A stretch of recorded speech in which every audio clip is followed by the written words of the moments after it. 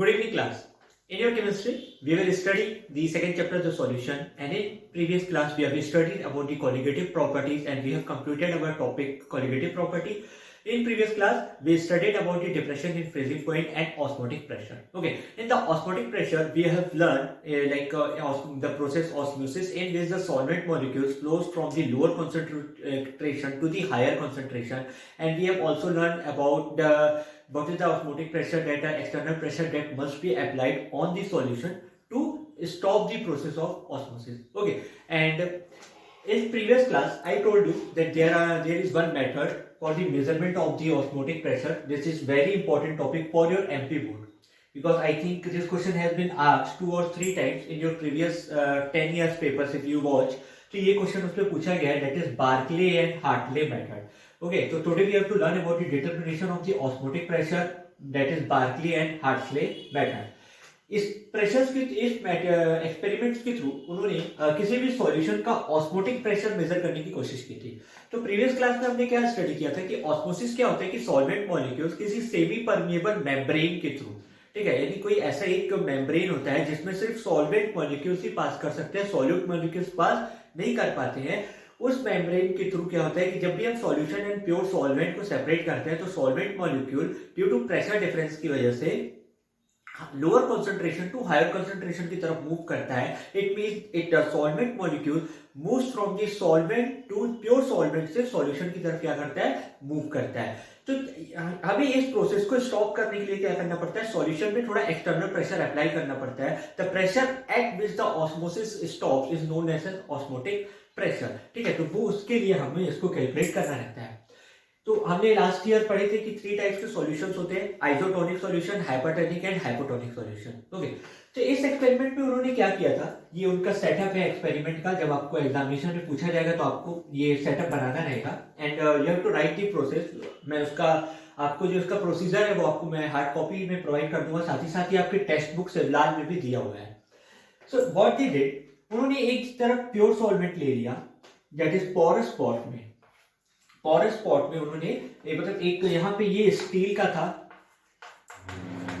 And उन्होंने pure solvent के upper part में भी सॉल्यूशन को रखा एंड लोअर पार्ट में भी सॉल्यूशन को रखा हुआ था. एंड ये जो पोरस स्पॉट था, ये वाला जो लेयर था, ये मेम्ब्रेन से बना हुआ था. उन्होंने मेम्ब्रेन किससे बनाया था, कॉपर फेरोसाइनाइड का मेम्ब्रेन था.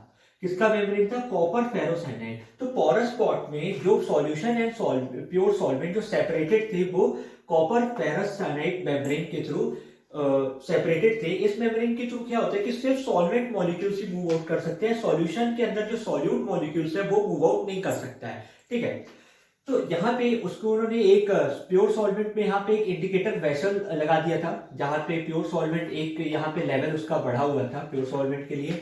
यहाँ पे उन्होंने मैनोमीटर अप्लाई किया था. मैनोमीटर जो प्रेशर मेजर करने के लिए अप्लाइड होता है, और कहीं से उन्होंने पिस्टन को यहाँ पे अप्लाई करके रखा हुआ था, पिस्टन्स को. ठीक है, तो जब इस प्रोसेस स्टार्ट हुआ तो they found that a pure solvent molecules is moving toward the solution part. वो कहाँ फ्लो कर रहा है, सॉल्यूशन की तरफ फ्लो कर रहा है, क्योंकि प्योर सॉल्वेंट जो है वो हमने इसमें पढ़ा था कि solvent molecules moves from the lower concentration to the higher concentration. तो प्योर सॉल्वेंट जो हमारा लोअर कंसंट्रेशन में है एंड सॉल्यूशन हमारा किसमें है, हायर कंसंट्रेशन में. तो जब उन्होंने इसको स्टडी किया तो उन्होंने पाया कि यहाँ से उसका लेवल डाउन हो रहा है. ठीक है, इस इंडिकेटर वेसल का लेवल कहाँ से जा रहा है, डाउन हो रहा है. तो डाउन होने का मतलब ये है कि प्योर सॉल्वेंट जो है फ्लो कर रहा है, कहाँ की तरफ फ्लो कर रहा है, कॉपर फेरोसाइनाइड मेम्ब्रेन के थ्रू सॉल्यूशन की तरफ क्या कर रहा है, ये फ्लो आउट कर रहा है. तब उन्होंने अब क्या करना था, इस प्रोसेस को रोकना है. ये प्रोसेस हो क्यों रहा है, क्योंकि सॉल्यूशन का जो वेपर प्रेशर है उस प्योर सॉल्वेंट के वेपर प्रेशर से कम है. तो इक्विलिब्रियम अचीव करने के लिए ही प्योर सॉल्वेंट उसकी तरफ फ्लो कर रहा है. तो they applied the external pressure by the use of the piston till जब तक ये लेवल डाउन होना कम ना हो गया. यानी जैसे अभी अगर ये लेवल ये है तो उन्होंने ऑस्मोटिक प्रेशर मतलब बाहर से प्रेशर उन्होंने अप्लाई किया, एंड जब उनका लेवल यहीं पे आके रुक गया कि अब यहाँ के बाद उन्होंने जब देखा कि प्रेशर मूव ऑन नहीं कर रहा है, यानी ये लेवल डाउन नहीं हो रहा है, तो उसको उन्होंने मैनोमीटर के थ्रू मेजर किया कि अब कितना प्रेशर है. तो वो उस सॉल्यूशन के लिए उन्होंने प्रेशर मेजर किया. ठीक है, यहाँ पे भी क्या हो रहा था कि प्रेशर ये बदल रहा था, यहाँ से ये रीडिंग कैलकुलेट कर रहे थे. मैनोमीटर एक डिवाइस है जो कि प्रेशर मेजर करने के लिए यूज होता है. तो once again just understand solution पे पिस्टन के थ्रू एक्सटर्नल प्रेशर अप्लाई करना है। जब उन्होंने सॉल्यूशन पे एक्सटर्नल प्रेशर अप्लाई किया तो यहाँ से सॉल्वेंट मॉलिक्यूल्स का फ्लो होना डिक्रीज होता होगा। धीरे धीरे क्या हुआ, डिक्रीज हुआ। एकदम सडनली स्टॉप नहीं होता है, धीरे धीरे डिक्रीज होता है। धीरे धीरे डिक्रीज होते होते उन्होंने जब पाया कि अब यहाँ का लेवल चेंज नहीं हो रहा है, वो कांस्टेंट है, तो उस पॉइंट को उन्होंने कह दिया कि ये उस सॉल्यूशन का क्या है, ऑस्मोटिक प्रेशर है। तो इसके थ्रू उन्होंने क्या किया था, मेजर किया था। अब वैसे तो बहुत सारे एक्सपेरिमेंट्स किए गए थे, but only we consider that is Berkeley and Hartley method, because इस मेथड को इसलिए कंसीडर किया गया है क्योंकि बहुत इजी एंड एक्यूरेट मेथड है। साथ ही साथ इसमें कुछ ज्यादा हमें वर्क नहीं करने पड़ता है। The grading was also accurate, ठीक है, क्योंकि प्योर सॉल्वेंट एंड सॉल्यूशन को प्रॉपर्टी सेपरेट करके हम स्टडी भी कर सकते हैं, and that's way we consider this method as a good method. तो ये क्वेश्चन आपके एवरी बोर्ड में 5 मार्क्स में पूछा जा सका गया है। The question was asked, what is the osmosis? Explain the osmosis and osmotic pressure, and also give the experimental way of determination of the osmotic pressure. तो उसमें आपको बार्कले एंड हार्टले मेथड का डायग्राम विद प्रोसीजर भी explain करना रहेगा। तो hope this method is clear to all of you, ठीक है। नाउ अब there is one more topic in the osmosis, that is reverse osmosis. उस प्रोसेस का हम बोलते हैं उसको रिवर्स ऑस्मोसिस। तो ये हमको स्टडी करना है, रिवर्स ऑस्मोसिस। रिवर्स ऑस्मोसिस में जस्ट सपोज कि मेरे पास एक बीकर है, यहां मैंने सॉल्यूशन, ये मेम्ब्रेन है, यहां मेरा सॉल्यूशन है और यहां मेरा सॉल्वेंट है, ठीक है। एंड मान लीजिए यहां से मेरा एक्सटर्नल पिस्टन लगा हुआ है, ठीक है। जब तक मान लीजिए नॉर्मल प्रोसेस है, तो नॉर्मल प्रोसेस का मतलब है कि सॉल्वेंट सॉल्यूशन की तरफ क्या करेगा, फ्लो करेगा। तब तक फ्लो करेगा जब तक दोनों का प्रेशर क्या नहीं हो जाता, इक्विलिब्रियम में नहीं पहुंच जाता, P नॉट PS, ठीक है।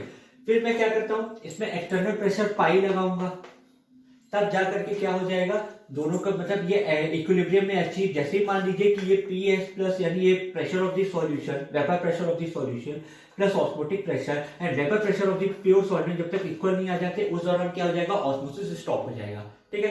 Once again at starting the osmosis will take place as it is taking place. वो जिस शेड्यूल से हो रहा है वो होगा, सॉल्वेंट आपका सेमी परमिएबल मेम्ब्रेन के थ्रू सॉल्यूशन की तरफ फ्लो करेगा from lower concentration to higher concentration until and that the pressure gets equilibrium. Then to stop the process of osmosis, I apply the external pressure with the help of the piston, that is pi, to stop the osmosis. ठीक है। अब just suppose कि मैंने इतना external pressure लगा दिया कि PS plus pi यानी pressure, vapour pressure of the solution and osmotic pressure becomes greater than the pure vapour pressure of the pure solvent, ठीक है। तो यहाँ क्या हो जाता है, ये ग्रेटर देन हो गया कि अब ये तो इससे ज्यादा हो गया। अब क्या होगा, यहां पे प्रेशर का क्या हो गया, डिफरेंस मेंटेन हो गया कि अब यहां प्रेशर कम है। तो यहां से अब सॉल्वेंट मॉलिक्यूल क्या करता है, वहां पे इक्विलिब्रियम अचीव करवाने के लिए अब सॉल्वेंट मॉलिक्यूल सॉल्यूशन से सॉल्वेंट की तरफ फ्लो करना शुरू कर देता है। यानी यहां पे जो सॉल्वेंट एंड सॉल्यूट प्रेजेंट थे, तो सॉल्वेंट अब कहां फ्लो करता है, सॉल्यूशन से सॉल्वेंट की तरफ फ्लो करना शुरू कर देता है। यानी ऑस्मोसिस में क्या हो रहा था, सॉल्वेंट यहां से यहां जा रहा था, सॉल्वेंट से सॉल्यूशन पर। अब जब मैंने बहुत ज्यादा एक्सटर्नल प्रेशर लगा दिया, इस तरीके से प्रेशर लगाया कि pressure of the solution becomes greater than the pure solvent vapour pressure, तो अब सॉल्वेंट मॉलिक्यूल सॉल्यूशन से प्योर सॉल्वेंट की तरफ मूव करना शुरू कर देता है। यानी अब यहाँ ऑस्मोसिस का अपोजिट होने लग गया है। तो इस फिनोमेना को हम बोलते हैं reverse osmosis. When the solvent molecule flows from the solution to the solvent, अब कहां से कहां फ्लो कर रहा है, पहले कहां से फ्लो कर रहा था, lower concentration to higher concentration, पर अब सॉल्वेंट कहां मूव कर रहा है, higher concentration to lower concentration. यानी पूरा का पूरा प्रोसेस क्या हो गया, अपोजिट हो गया। We call it as a reverse osmosis. इसका सबसे अच्छा जो एग्जांपल है वो है डीसैलिनेशन ऑफ सी वाटर, ठीक है। डीसैलिनेशन ऑफ सी वाटर यानी समुद्र के पानी को पूरी तरीके से प्योर करने के लिए हम रिवर्स ऑस्मोसिस अप्लाई करते हैं। कैसे है तो देखते हैं। जस्ट सपोज ये सी वाटर है। अब सी वाटर में क्या प्रेजेंट रहता है, सॉल्ट प्रेजेंट रहता है। तो यहाँ पे सॉल्ट, वाटर प्लस क्या है, सॉल्ट है, ठीक है। एंड मान लीजिए यहाँ पे मैंने प्योर वाटर ले लिया, तो ये ऑब्वियस सी बात है, ये सॉल्यूशन है, ये प्योर सॉल्वेंट है। मैंने यहाँ पे इतना एक्सटर्नल प्रेशर लगा दिया कि इसका जो प्रेशर आएगा PS+π वो इससे ग्रेटर हो गया। तो अब जो वाटर मॉलिक्यूल है मेरा इस सेमी परमेबल मेम्ब्रेन के थ्रू कहाँ फ्लो करना शुरू कर देगा, प्योर वाटर की तरफ फ्लो करना शुरू कर देगा, जिसकी वजह से सॉल्ट जो है वो यही रह जाता है, जबकि वाटर यहाँ जा रहा है। तो अब मेरे को यहाँ पे प्योर वाटर ज्यादा के फॉर्म में मिलते जा रहा है, ठीक है। तो डिसैलिनेशन ऑफ सॉल्ट वाटर भी एक रिवर्स ऑस्मोसिस का एग्जांपल है, जिसके थ्रू हम प्योर वाटर अचीव कर सकते हैं। तो डिसैलिनेशन ऑफ सी वाटर, तो ये एक वन वर्ड में कभी कभी पूछा जाता है कि रिवर्स ऑस्मोसिस का एग्जांपल बताइए, तो that is desalination of sea water. So now our only last topic is remaining of the solution chapter, that is abnormal mass or and Van Hoff factor. ठीक है, abnormal mass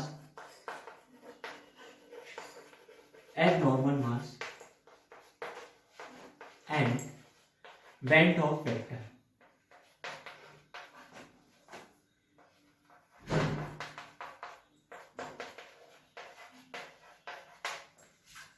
इसका पहला case है association of solute particle.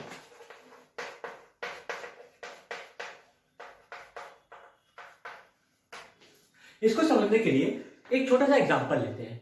Just suppose कि आपने solvent में solute को mix कर दिया।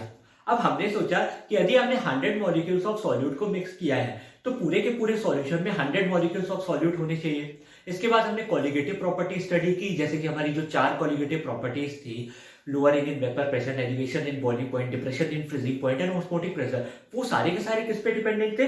सॉल्यूट पार्टिकल्स के नंबर पे डिपेंडेंट थे, विदाउट देयर कैरेक्टरिस्टिक्स। कि सॉल्यूट कैसे है उससे फर्क नहीं पड़ता, लेकिन नंबर्स कितने हैं उससे फर्क पड़ता है। जब एक्सपेरिमेंटली कैलकुलेटेड किया गया, जो हमने थ्योरेटिकली निकाला कि हमारी वैल्यू इतनी होनी चाहिए, कि नंबर ऑफ सॉल्यूट पार्टिकल 100 है तो हमारे इतना ही होना चाहिए, हमने जब उसको एक्सपेरिमेंटली कैरी ऑन किया तो हमारी जो वैल्यूज थी वो डिफर कर रही थी थ्योरेटिकल वैल्यूज से। अब ऐसा क्यों होता है? क्योंकि जरूरी नहीं है कि यदि आपने 100 मॉलिक्यूल्स ऑफ सॉल्यूट को सॉल्यूशन में या सॉल्वेंट में मिक्स किया है तो वो 100 के 100 मॉलिक्यूल्स ही अवेलेबल हो। कुछ उसमें पाया गया कि कुछ मॉलिक्यूल्स जो होते हैं ना, आपस में कंबाइन करके एक लार्ज मॉलिक्यूल का फॉर्मेशन करते हैं, जिसको हम लोग बोलते हैं एसोसिएशन ऑफ सॉल्यूट पार्टिकल। कि छोटे छोटे मॉलिक्यूल्स मिलके एक बड़ा सा मॉलिक्यूल का फॉर्मेशन किया है। जैसे कि एक एग्जांपल लेते हैं, जब हम लोग एसिटिक एसिड को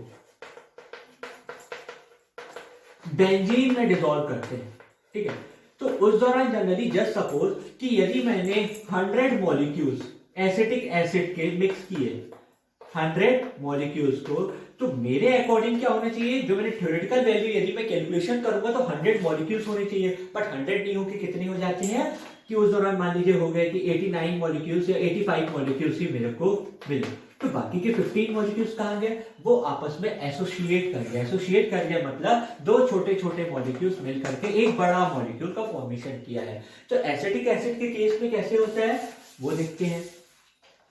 एसिटिक एसिड का जो फॉर्मूला होता है वो होता है CH3COH, ठीक है। अब जस्ट सपोज कि ऐसे बन रहा है CH3 C double bond OH, ठीक है, एंड एक दूसरा मॉलिक्यूल यहां से आ गया CH3, एक दूसरा मॉलिक्यूल ऐसे आ गया CH3 C double bond O H, like this way something।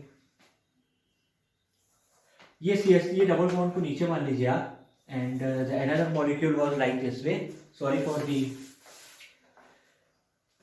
just suppose कि ऐसे था CH3 C double bond OH, ठीक है, and another molecule was like this one CH3 C double bond OH, ठीक है, या फिर ऐसे था H। हम लोग जानते हैं जब भी हाइड्रोजन ऑक्सीजन के साथ अटैच होगा तो वो हमेशा partial negative charge partial positive charge process करेगा, एंड ऑक्सीजन के पास पार्शियल नेगेटिव चार्ज होगा, ठीक है। एंड इसके पास भी क्या होगा? Partially negative charge partial positive charge. ये ऑक्सीजन तो इलेक्ट्रोनेगेटिव इन नेचर है, तो इसके पास भी क्या होगा? पार्शियली नेगेटिव चार्ज ये अपने ऊपर प्रोसेस करके रखा रहेगा। क्योंकि हमें तो मालूम है कि sp2 hybridization is more electronegative than sp3 hybridization. तो यूजुअली क्या होता है, इनके बीच में हाइड्रोजन बॉन्ड का फॉर्मेशन हो जाता है। ठीक है, तो ये डाइमराइज करके क्या बन गया, एक सिंगल मॉलिक्यूल का फॉर्मेशन दे रही है। क्योंकि हम लोग यदि देखें तो यहाँ मेरा एक मॉलिक्यूल था CH3COH का और दूसरा मॉलिक्यूल था CH3COH का, लेकिन इस वाले ऑक्सीजन का जो हाइड्रोजन है ये इस ऑक्सीजन के साथ हाइड्रोजन बॉन्ड बना लिया और यहाँ का C डबल बॉन्ड O इस वाले हाइड्रोजन के साथ हाइड्रोजन बॉन्ड बना लिया, तो जिसकी वजह से ये क्या बन गया, सिंगल मॉलिक्यूल्स का कॉम्प्रोमाइजेशन कर दिया। यानी जो मैंने वैल्यू कैलकुलेट की थी कोलिगेटिव प्रॉपर्टीज वो 100 मॉलिक्यूल्स को कंसीडर करके कैलकुलेट की थी, बट अब मैं मेरा एक्सपेरिमेंटल किस पे आ रहा है, 85 पे आ रहा है, तो इस वजह से मेरी वैल्यूज क्या करती हैं, डिफर कर जाती हैं। तो यहाँ पे मेरे को डिग्री ऑफ एसोसिएशन कैलकुलेट करके आगे को इसके न्यूमेरिकल्स को क्या करना पड़ता है, सॉल्व करना पड़ता है। तो जस्ट सपोज कि जैसे यहाँ पे ये हुआ CH3COH के दो मॉलिक्यूल्स मिलकर के क्या बना लिए, CH3COOH का होल ट्वाइस। ठीक है, जब रिएक्शन स्टार्ट नहीं हुआ था तो इसके मान लीजिए 1 मोल था। ठीक है, इसका जो डिग्री ऑफ एसोसिएशन था वो 1 था। जब रिएक्शन स्टार्ट हो गया तो अल्फा मॉलिक्यूल्स ये बन गए, तो ये 1 माइनस अल्फा रह गया। ठीक है, यदि अल्फा मॉलिक्यूल्स इस पे कन्वर्ट हो गए, बट ये अल्फा नहीं रह करके ये दो मॉलिक्यूल तो एक हुए, तो इसलिए हम इसको अल्फा बाई 2 से डिवाइड करते हैं, क्योंकि दो मॉलिक्यूल्स एक बन रहे हैं ना, और यहाँ पे तो 1 माइनस अल्फा ही रिमेनिंग रहेगा जो रिएक्शन में पार्टिसिपेट कर रहे हैं। तो टोटल जो डिग्री ऑफ एसोसिएशन मेजर किया जाता है आई, जिसको हम वेंट ऑफ फैक्टर बोलते हैं, आई को नहीं सॉरी, जो डिग्री ऑफ एसोसिएशन जो इसका रहेगा वो रहता है 1 minus alpha plus alpha upon 2। ये केवल इसके केस में है। अब हो सकता है कि कुछ मॉलिक्यूल्स में 3-4 लोग भी 3-4 मॉलिक्यूल भी मिल करके बने, तो उस केस में हम यहाँ पे अल्फा अपॉन एन लिखते हैं, जहाँ पे अल्फा क्या है, अल्फा है मेरा डिग्री ऑफ एसोसिएशन। अल्फा क्या है, डिग्री ऑफ एसोसिएशन। तो हम लोग इसको कभी कभी 1 minus alpha plus alpha upon n भी मेजर करते हैं। तो हो एसोसिएशन ऑफ सॉल्यूट पार्टिकल्स आपको क्लियर होगा। अब ऐसे ही हमारा है डिसोसिएशन। डिसोसिएशन में क्या होता है कि हमने सोचा कि अगर हमने 100 मॉलिक्यूल्स को सॉल्यूशन में मिक्स किया तो हमारे 100 सॉल्यूट मॉलिक्यूल्स ही पार्टिसिपेट करेंगे, बट ऐसा नहीं हो कि क्या होता है कि कुछ मॉलिक्यूल आयंस में टूट जाते हैं। जैसे KCl है, वो K plus and Cl minus में टूट गया, यानी नंबर ऑफ आयंस क्या हो गया यहाँ पे मेरे इंक्रीज हो गया। तो जिसकी वजह से नंबर ऑफ मॉलिक्यूल्स यदि मैंने 100 कंसीडर किया था, अब वहां पे कितने हो गए, 200 मॉलिक्यूल्स हो गए, क्योंकि सब क्या हो गए, ब्रेकआउट कर गए। तो यहाँ पे क्या हुआ, डिसोसिएशन हुआ। डिसोसिएशन में क्या होता है, एक बड़ा मॉलिक्यूल दो छोटे छोटे मॉलिक्यूल्स में ब्रेकआउट कर जाता है। तो इसकी वजह से क्या होता है कि मेरे जो सॉल्यूट मॉलिक्यूल्स थे वो 100 थे, बट यहाँ पे कितने हो गए, 200। तो यहाँ पे कितना हो गया, कंप्लीटली डिफरेंस कैलकुलेट हो जाता है मेरी कोलिगेटिव प्रॉपर्टी में, जब मैं उसको एक्सपेरिमेंटली मेजर करता हूं। तो इस डिफरेंस के आने को किसी ना किसी तरीके से तो हमको इसको क्या करना होगा, सही करना होगा। कि हमने तो एबनॉर्मल मास ये बताया कि एबनॉर्मल मास का मतलब था कि जो भी ये डिफरेंसेस आ रहे हैं।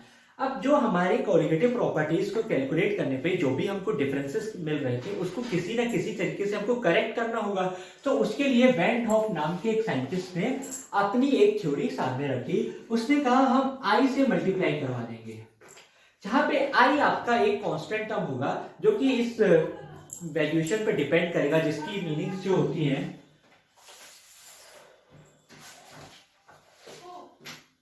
the meaning of I is normal molar mass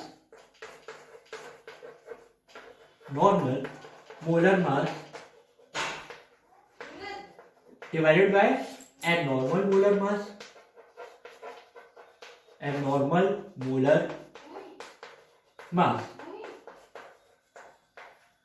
ठीक है। Another definition of I is observed colligative property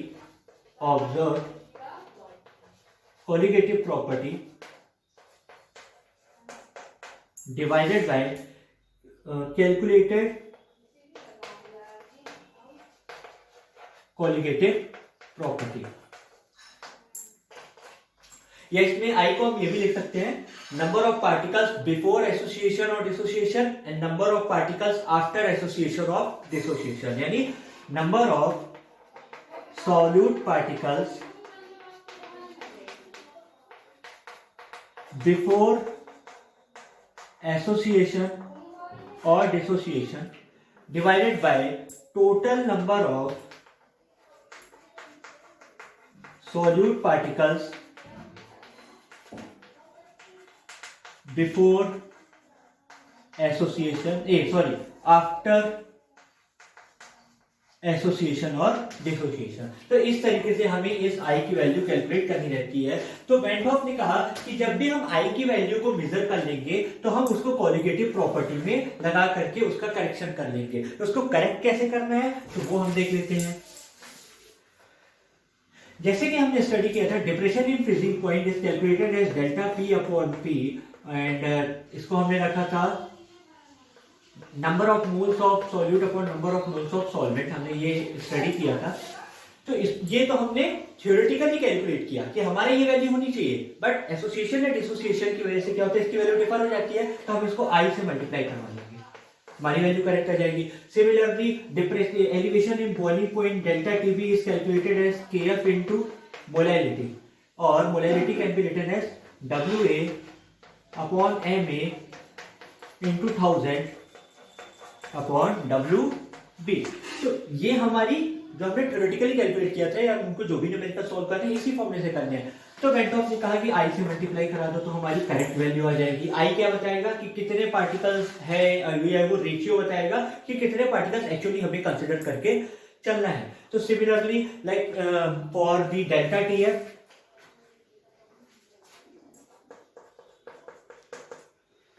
यहाँ पे भी I into this is KB, I am sorry, ये केबी रहेगा, KF into WA upon MA into 1000 upon WB, and osmotic pressure pi is equal to I into CR2, ऐसे calculate करना है। यानी when Hoff factor को सिर्फ आपको उसमें इंक्लूड करा देना है। एंड आई कैसे मेजर करेंगे, by calculating the degree of association और dissociation.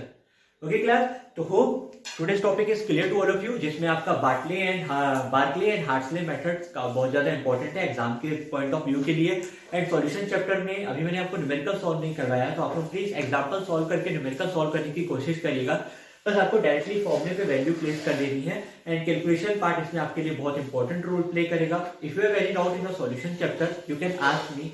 Today our solution chapter is over. From the next class we will start our new chapter that I will inform you on that class only, which chapters we are going to study now. So class, take care, and if you have any doubt you can ask me directly, and don't forget to comment your name in the comment section.